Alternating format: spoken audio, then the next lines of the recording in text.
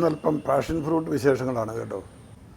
നമ്മുടെ പട്ടണത്തിൽ പോലും ഇത്തിരി സ്ഥലത്ത് പോലും ഒരു 1-2 ചുവട് പാഷൻ ഫ്രൂട്ട് തൈ വളർത്തി വള്ളിയിൽ കൂടി കയറ്റി ടെറസിലേക്ക് വിട്ടാൽ, പന്തലിൽ പടർത്തിയാൽ നല്ല സുന്ദരമായ വിളവെടുപ്പ് കിട്ടും. പാഷൻ ഫ്രൂട്ടിൻ്റെ ഗുണമൊക്കെ എല്ലാവർക്കും അറിയാം. രോഗപ്രതിരോധ ശേഷിയുള്ള നല്ലൊരു പഴവർഗ്ഗമാണ് പാഷൻ ഫ്രൂട്ട്. ഇതിന് പ്രത്യേക പരിചരണം പോലും വേണ്ട, പ്രത്യേകമായ വളമിടേണ്ട കാര്യമില്ല, എന്നും നനയ്ക്കേണ്ട കാര്യവുമില്ല. ഇടയ്ക്കൊക്കെ കിട്ടുന്ന മഴയും നല്ല സൂര്യപ്രകാശവും ഉണ്ടെങ്കിൽ ഇത് സമൃദ്ധമായിട്ടങ്ങ് വളരും. ഏതാനും വർഷം മുമ്പ് ഞങ്ങൾ മുറ്റത്ത് വളർത്തിയ 2 തൈ ടെറസിലെ പന്തലിലേക്ക് കയറ്റി വിട്ടിട്ട് കിട്ടിയ പഴങ്ങളിൽ നിന്ന് ജ്യൂസ് എടുത്തിട്ട് സിറപ്പാക്കിയിട്ട് വിറ്റത് മാത്രം ഒരു വർഷം 30,000 രൂപയ്ക്കാണ്. കൂടാതെ ഇവിടെ വരുന്ന അതിഥികൾക്കൊക്കെ കൊടുക്കും, ഞങ്ങൾ ഉപയോഗിക്കും, ഒരുപാട് പേർക്ക് സൗജന്യമായി കൊടുക്കുകയും ചെയ്തു. എന്നിട്ടും 2 ചെടിയിൽ നിന്ന് ഒരു വർഷത്തെ ആദായം കിട്ടിയത് 30,000 രൂപയാണ് ജ്യൂസ് മാത്രം വിറ്റിട്ട്. അപ്പോൾ ഇത് ആർക്കും ചെയ്യാൻ പറ്റും.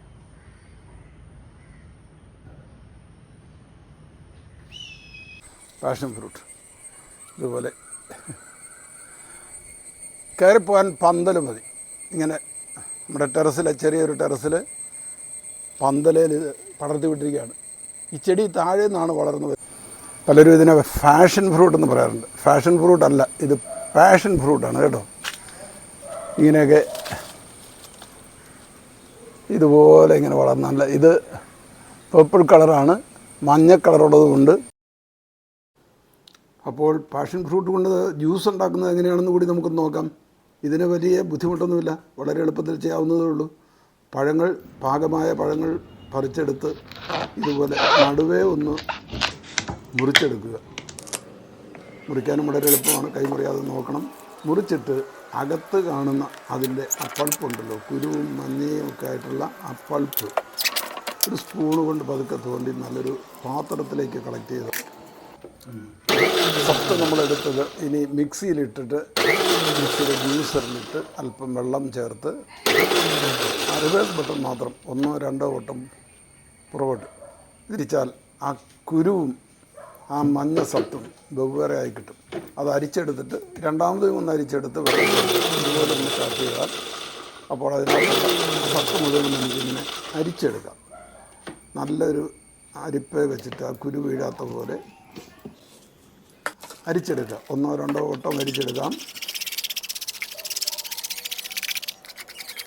അരിച്ചെടുക്കുന്നതും വേണമെങ്കിൽ ഒരിക്കൽ കൂടി ജ്യൂസറിലിട്ടിട്ട് നമുക്ക് ഇതുപോലെ എടുത്താൽ അതിന് മുഴുവനായിട്ടുള്ള ആ സത്ത് നമുക്ക് അരിച്ച് ഇങ്ങനെ എടുക്കാം, പാത്രത്തിലെടുക്കാം. നമ്മൾ അരിച്ചെടുത്ത ആ ജ്യൂസൊക്കെ അവിടെ ഇരിക്കട്ടെ. ഇനി ഒരല്പം പഞ്ചസാരപ്പാനി ഉണ്ടാക്കണം. 1 ലിറ്റർ ജ്യൂസ് ഉണ്ടെങ്കിൽ 1 കിലോ പഞ്ചസാര എടുത്ത് വെള്ളം ചേർത്ത്, കുറച്ച് വെള്ളം ചേർത്ത് നന്നായി ഇളക്കി മിക്സ് ചെയ്തെടുത്ത് കഴിഞ്ഞാൽ ഇനി അത് തണുത്തിട്ട് അതിലേക്ക് നമ്മളെടുത്ത ജ്യൂസ്, പഞ്ചസാര പാനി തണുത്തിട്ട് വേണം കേട്ടോ, ഈ ജ്യൂസ് ഇങ്ങനെ ചേർത്ത് അത് ഇളക്കി നല്ലപോലെ മിക്സായി കഴിഞ്ഞാൽ കുറച്ച് തണുത്ത് കഴിയുമ്പോൾ നമുക്കിത് പിന്നെ കുപ്പികളിലേക്ക് മാറ്റാം.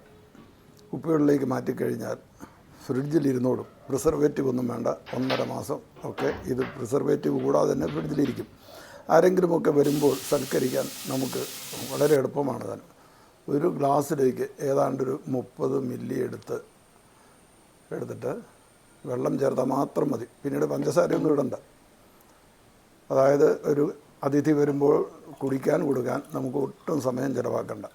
വളരെ എളുപ്പത്തിൽ കൊടുക്കാവുന്ന അതിസുന്ദരമായ ഒരു ആരോഗ്യ പാനീയം. ഒന്ന് ട്രൈ ചെയ്ത് നോക്കാം.